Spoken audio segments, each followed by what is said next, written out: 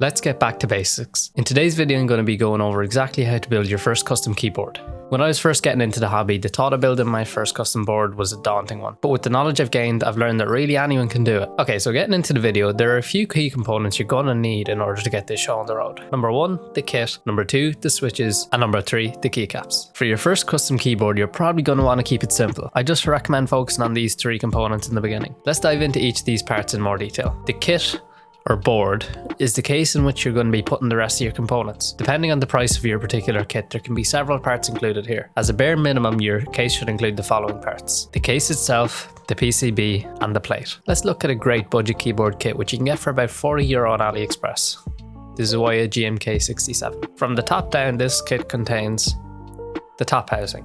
Not every keyboard kit has a top housing, especially on the more budget end. Now we have the plate. The plate essentially acts as a housing for your switches to clamp into and align correctly. My kit comes with a polycarbonate plate, but there are a wide variety of plate materials which will all affect the sound and feel of your board. The next thing you'll notice are these things called stabilizers, which I'll refer to as stabs from now on. Again, my kit comes with plate mounted stabs, but you might also come across screw-in stabs, which screw directly into the PCB. The function of the stabs is to even out the typing experience of the larger keycaps, which would wobble and bottom out unevenly otherwise. Next, I've got a pour-on foam layer, and foam in a keyboard is generally used for sound dampening. Next, we've got the PCB itself, which is actually arguably the most crucial part of the whole build. This is the brains of the board that maps electrical connections to form characters. Then, my kit comes with case foam, which again all adds to dampening those sounds that we don't want to hear. Finally, we've got the bottom case housing, which holds everything together. The GMK67 is a gasket mounted system, which basically means the top and bottom housing are separated by gaskets, which gives the board a nicer cushioned feel.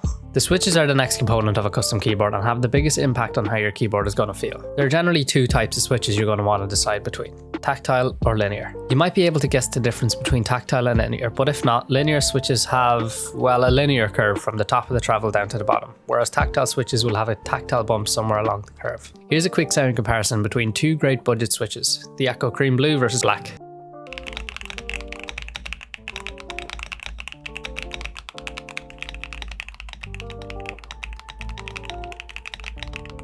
For the most part, your choice of keycaps will come down to personal preference. However, there are various things you should look out for. For material, you should try go for a PBT over an ABS keycap, as PBT caps will stand the test of time better, where you'd start to see a greasy shine on ABS. Another term you might have heard is die-sub keycaps, which is a cheaper alternative to double shot keycaps, which I definitely recommend. Both of these terms refer to the process of getting the characters or legends printed on the keycap. I'm now going to show the process of building my GMK from scratch. If this doesn't interest you, the following chapter will include some sound tests, so feel free to skip to there. Thanks for watching. If you found anything in the video useful, please do consider pressing a few buttons. It does help.